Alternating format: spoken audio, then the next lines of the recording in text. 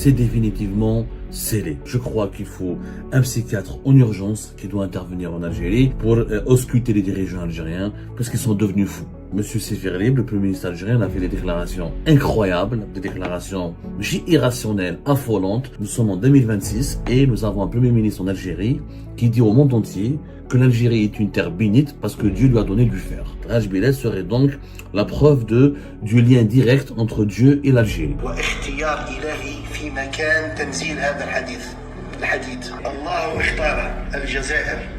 وأنزل فيها الحديد لأنها أرض مباركة. لم يكن عبثا أن الله سبحانه وتعالى أنزل الحديد في الجزائر ورزق أهله واختار رجال الجزائر. Je veux dire, il n'y a plus de journalisme, il n'y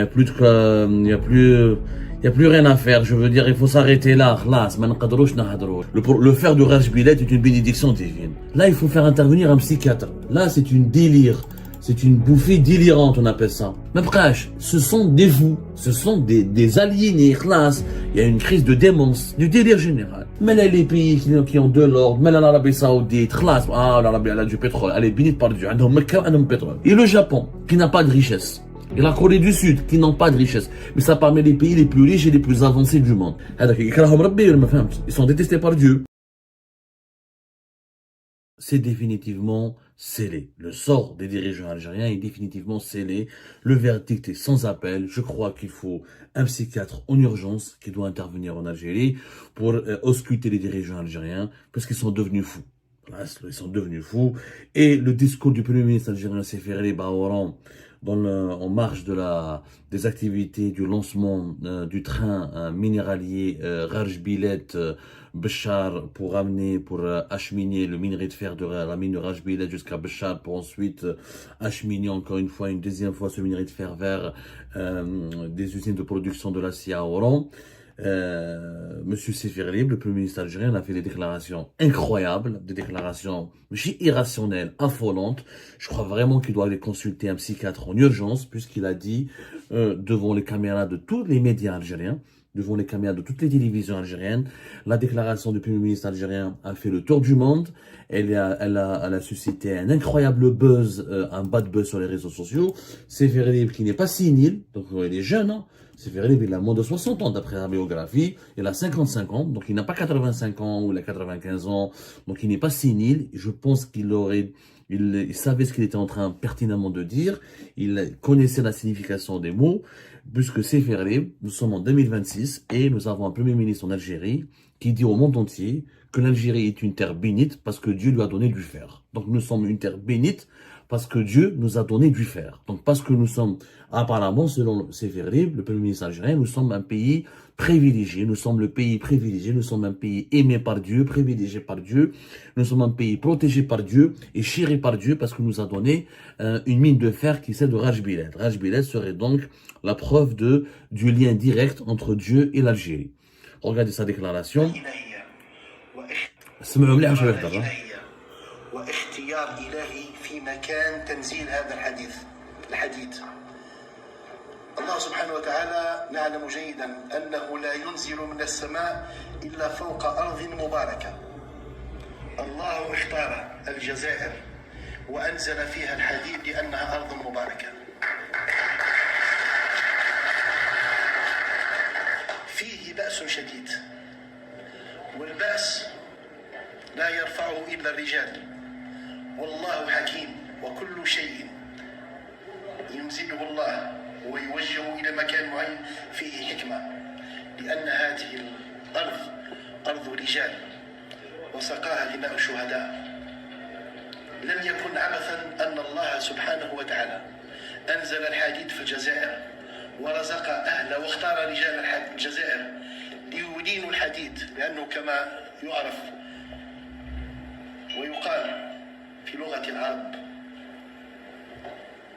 لا حين أتذكر المقولة يعني بالتدقيق لا يفل الحديد إلا الحديد، معناها لا يطوع الحديد إلا الحديد.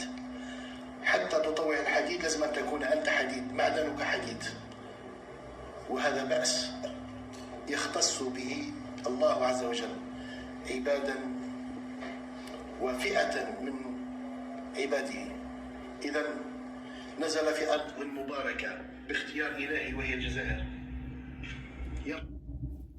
Je ne sais pas quoi vous dire, là, je ne sais pas comment commenter en réécoutant le début de sa déclaration dans cet extrait. C'était un discours donc, qui a été prononcé hier par Sefer Rib.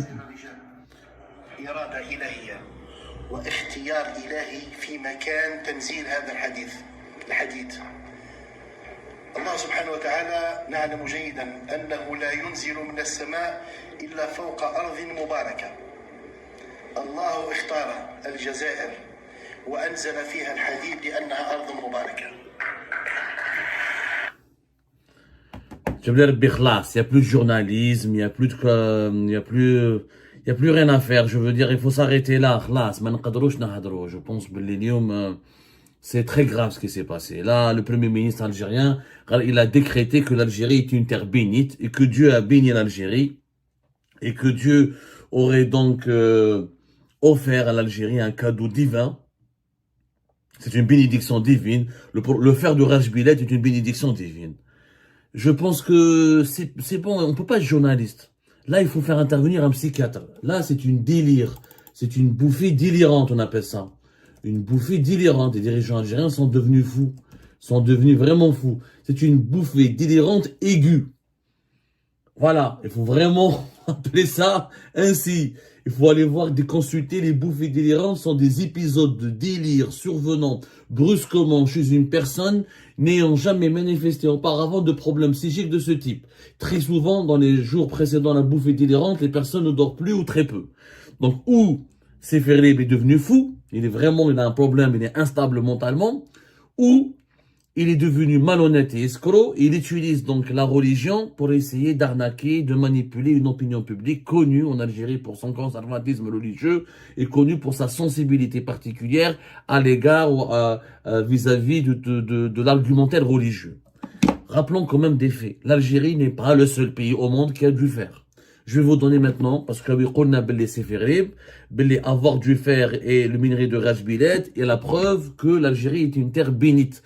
Et que c'est un cadeau divin, et que c'est une volonté divine de doter l'Algérie du fer.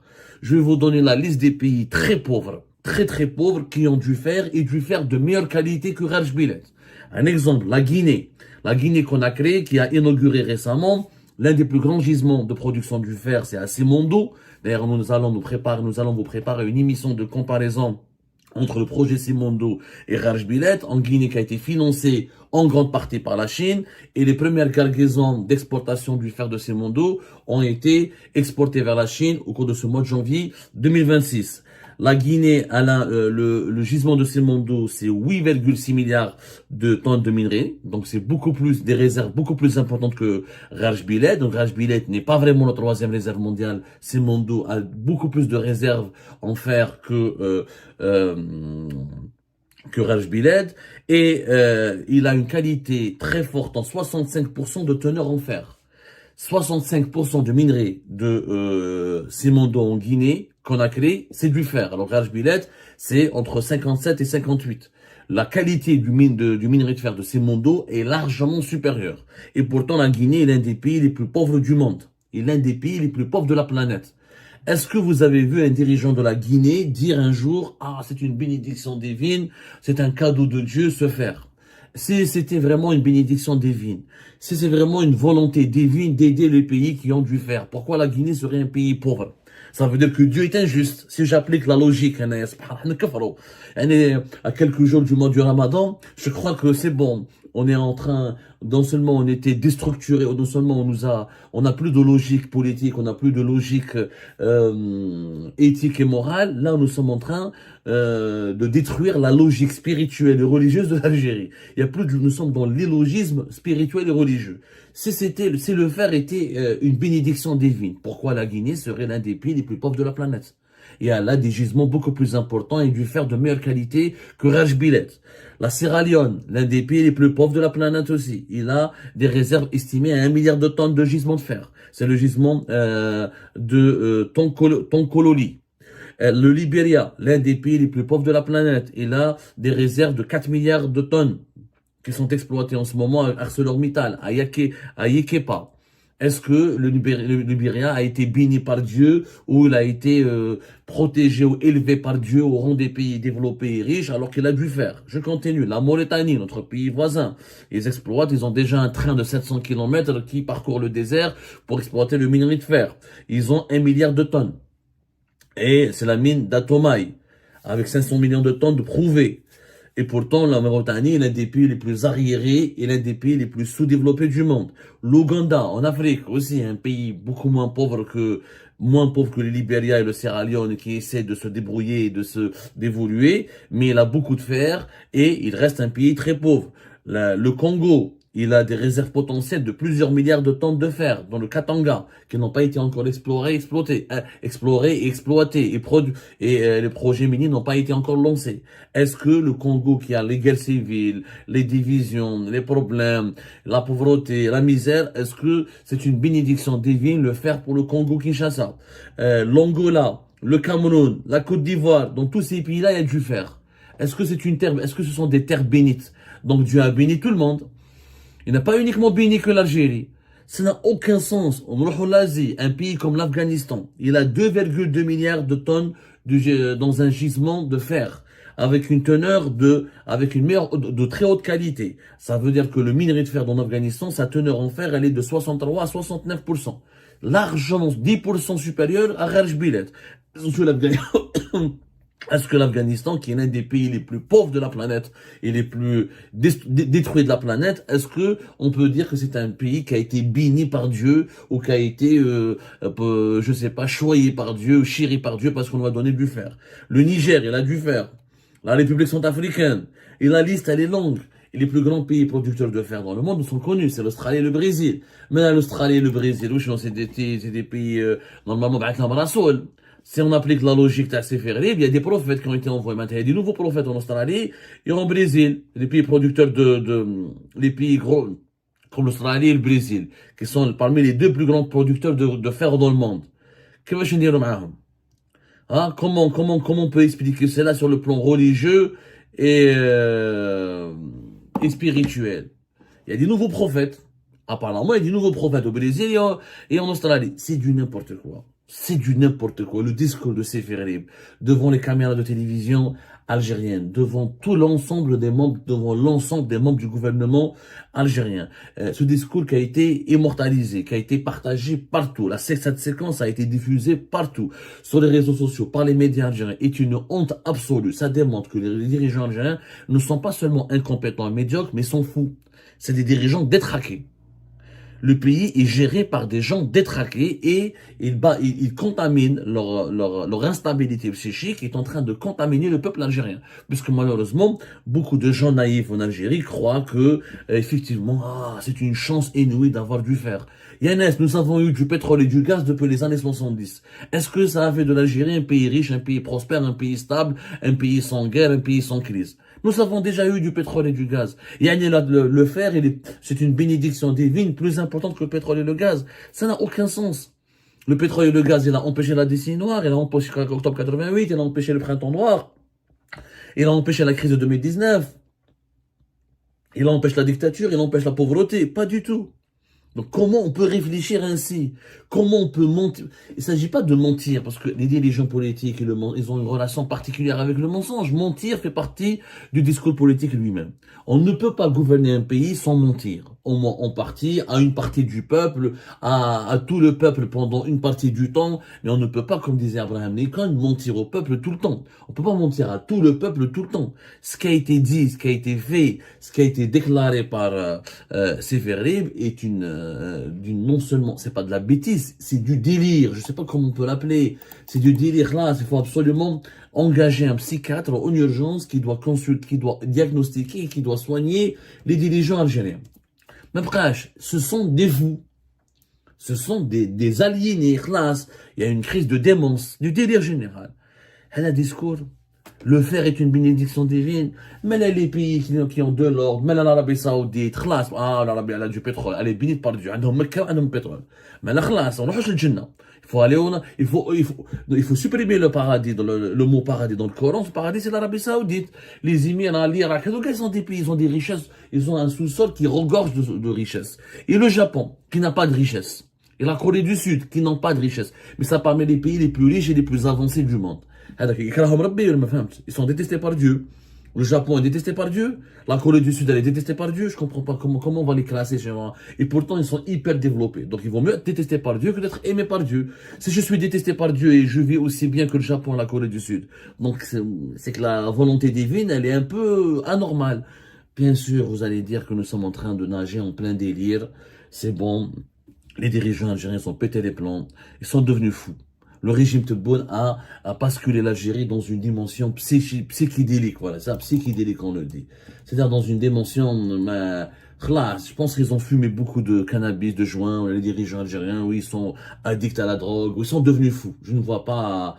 je ne sais pas comment ils sont en train C'est bon, tout le monde est en train d'halluciner en Algérie. Voilà. Il y a un état hallucinant. Le régime Tebboune est devenu un régime hallucinogène. Ils croient à leurs fantasmes, ils confondent leurs fantasmes avec la réalité, ils confondent leurs rêves avec la réalité, ils confondent leurs croyances avec la vérité, et nous sommes en train de devenir un asile à ciel ouvert. Quand un dirigeant de premier plan, si c'était le ministre des Affaires religieuses, Balek, si c'était un député, je peux dire, si c'était un animal chroniqueur, une star de la télé, je peux dire, mais que le premier ministre de l'Algérie, de la République algérienne, s'exprime publiquement de la sorte et affirme que, c'est bon, nous sommes choyés, nous sommes aimés par Dieu, c'est la volonté, c'est l'amour de Dieu vis-à-vis de l'Algérie, Dieu aime l'Algérie, Dieu a béni l'Algérie, c'est pour ça qu'il nous a donné du fer. Là, on doit tout arrêter. Je pense que là, c'est bon, le débat s'arrête, le journalisme s'arrête là, la politique s'arrête là, c'est la psychiatrie qui doit commencer.